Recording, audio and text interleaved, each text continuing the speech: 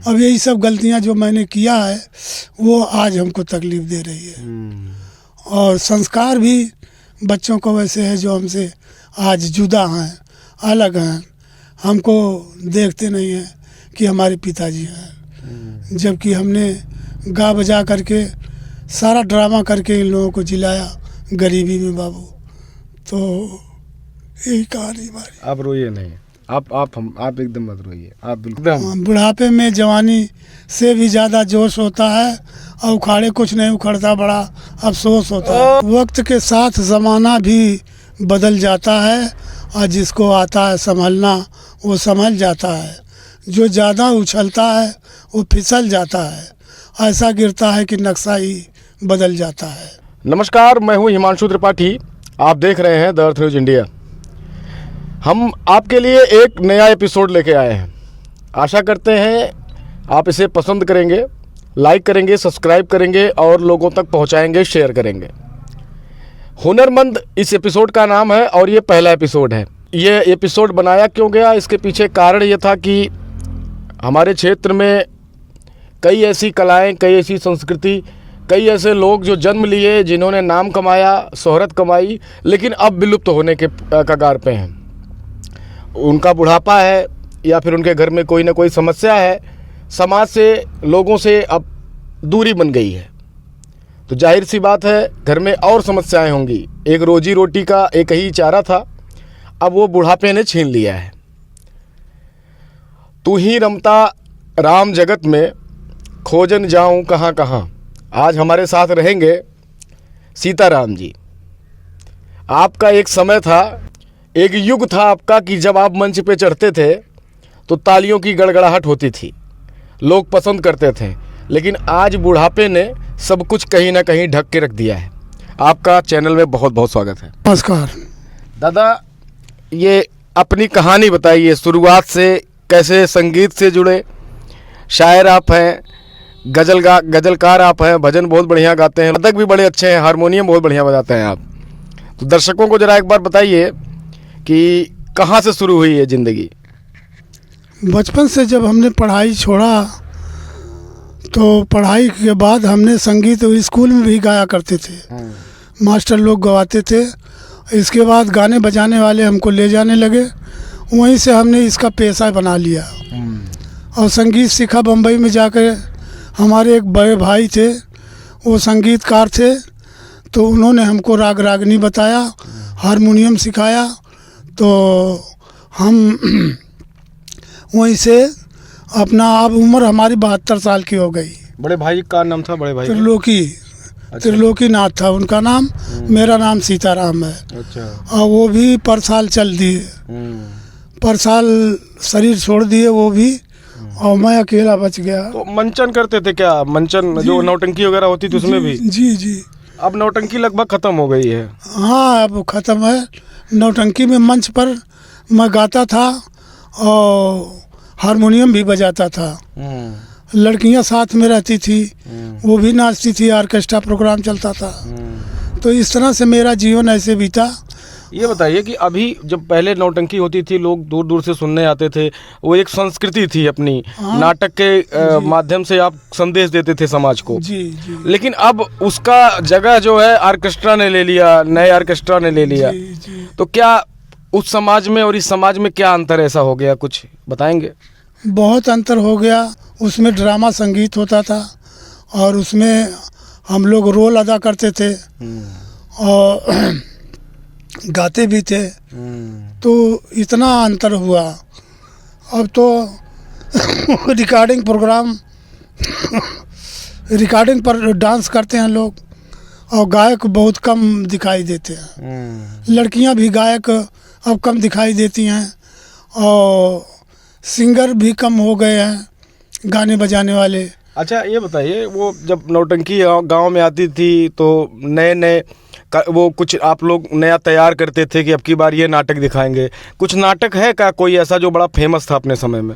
उस समय में तमाम ऐसे लिखी संगीत आती थी, तो संगीत हम लोग जिसका जो रोल था उसमें सब याद करके और रोल अदा करते थे। तो संगीत खेलते थे, लैला मजनू है और तमाम तरह तरह के साई लकड़हारा है, हरिश्चंद्र है, ये नाटक खेलते थे हम लोग। कोई गाना बताइए जो उस समय बड़ा फेमस था आप लोगों के समय। एक भजन मैं मन के ऊपर सुना रहा हूँ। मन। अच्छा। मन की महिमा। मन जो है इसकी बड़ी तीव्र गति है, तो मन की एक भजन सुना दूँ। धनी रे सा रे मा प धनी प मा प ग म रे सा धनी रे सा। जैसे इस तरह से गाने में गाने वाले के लिए सहारा हारमोनियम होता है, तो ये एक तरह से अधूरा माना जाता है। तो ये राग का सरगम है। धनी रे सा रे मा प धनी सा, धनी रे सा रे नि सा धनी प ध मा प ग म रे सा। मन का कहा न कीजिए, मन है पक्का भूत, औले दरिया में डूब गया, जब गया हाथ से छूट, तो मन राह में ठोकर खाए। तीव्र गति से भटकत डोलत, गुरु बिना चैन न पाए, मन राह में ठोकर खाए। सपनों को हरि रसना भावे, भौरा स्वाद का लोभी। सपनों को हरि रसना भावे, भौरा स्वाद का लोभी। पागल मनवा सार न जाने, अंत में क्या गति होगी। फूल की गोद में जैसे भौरा अपने प्राण गंवाए, मन राह में ठोकर खाए। आप एक भजन गाते हैं जिसमें सूरदास ने सबको चोर बता दिया था। हाँ, वो भी तो दर्शक भी, आप सभी लोग जान जाएं आप भी चोर हैं। जी, यो चोर हैं जो हमारे साथ बैठे हैं जी। और जो कैमरा चला रहे हैं हमारे जयराम कुमार भाई कैमरामैन जो हैं, ये तो और बड़े चोर हैं। सभी चोर और हम भी चोर हैं। चोर क्यों हैं वो दादाजी स्पष्ट करेंगे। क्या है उस चोर की कहानी, तो उसी को सुना दें जी। अरे देखे हैं सब चोर जगत में, देखे हैं सब चोर, देखे हैं सब चोर जगत में, देखे हैं सब चोर जगत में, देखे हैं सब चोर। राजा चोर राव और रानी, शहर चोर व्यापारी। राजा चोर राव और रानी, शहर चोर व्यापारी।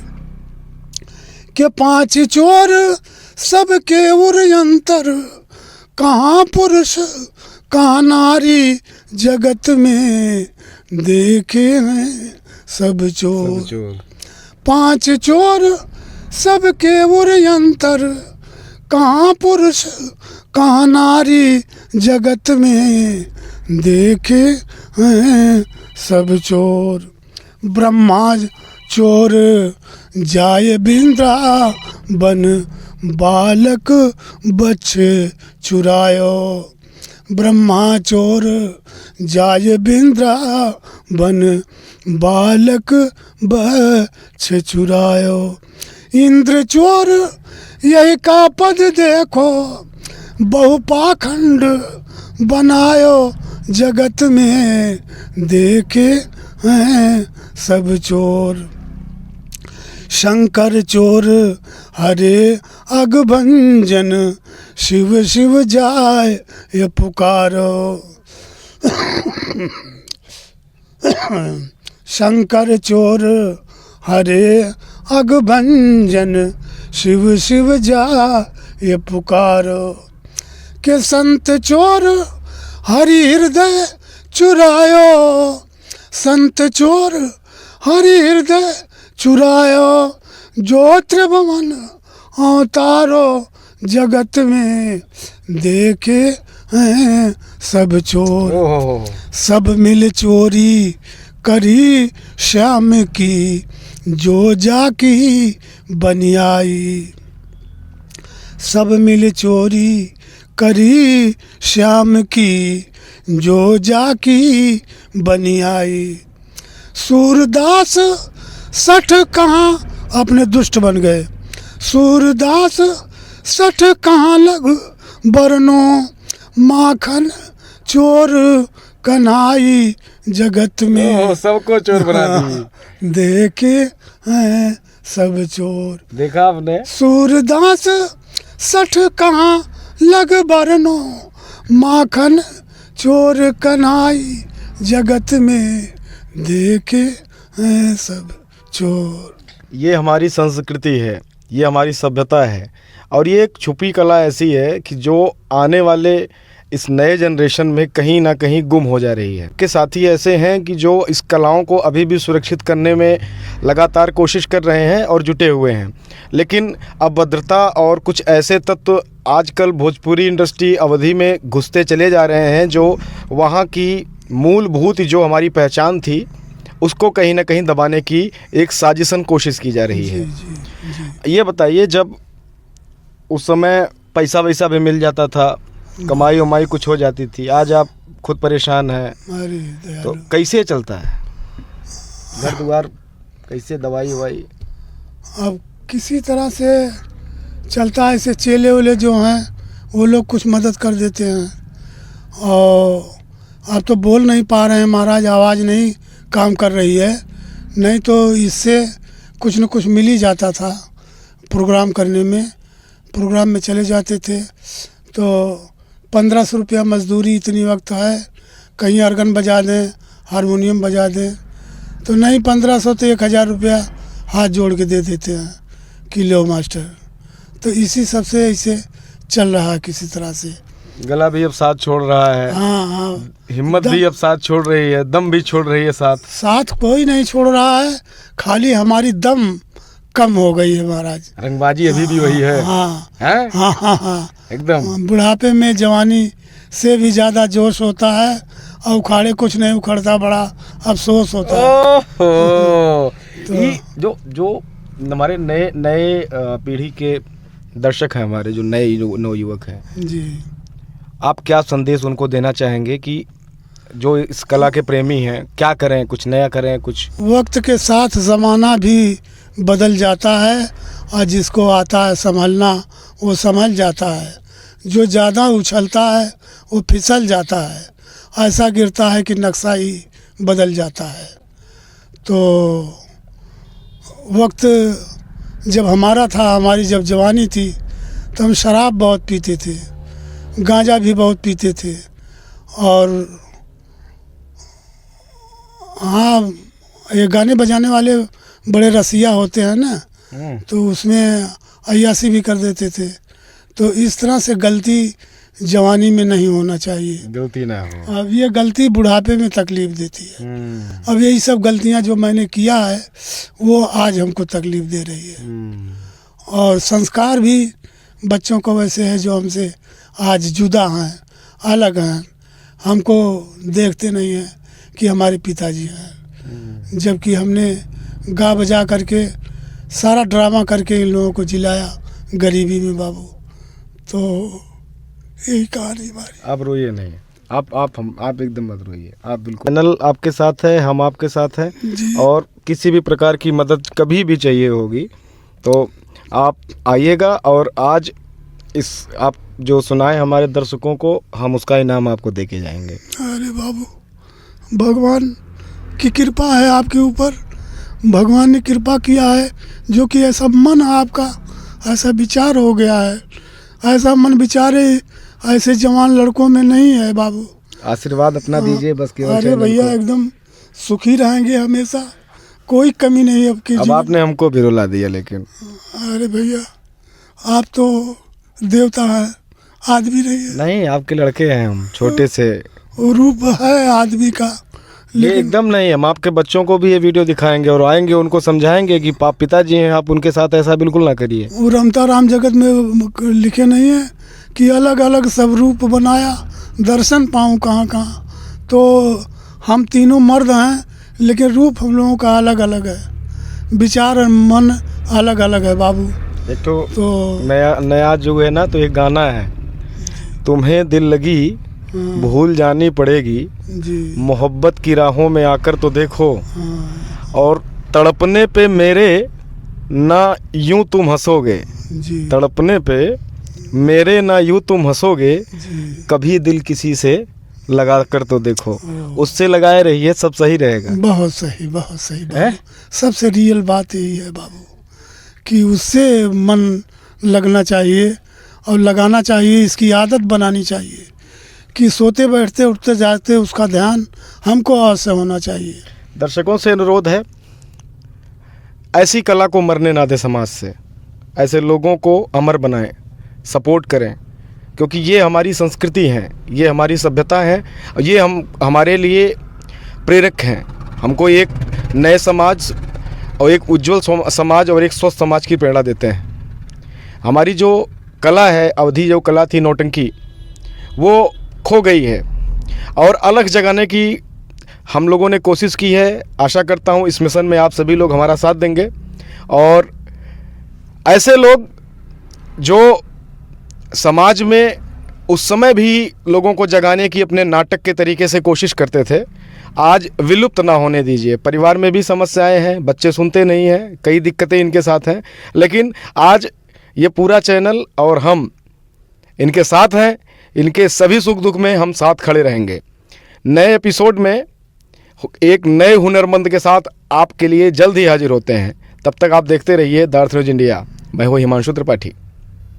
पुरस्कार हमारी तरफ से आप रख लीजिए, अरे बाबू, इसको रख लीजिए, और इसका दवाई लीजिएगा, हाँ भैया दवाइया लेवे का है। फल ले लीजिएगा, दवाई ले लीजिएगा, ठीक है। अच्छा बाबू, के भी फल खाते हैं कहा? अब कीवी खाइए खरीद के, जब कभी जरूरत पड़े नंबर पे हमारे फोन करिएगा, हम फिर फल भी भिजवा देंगे आपको। अरे मानसू भैया, अब तो हम फोनवा से संपर्क करबे करब ठीक है। आपसे। दर्शकों का बहुत बहुत धन्यवाद। क्या बात।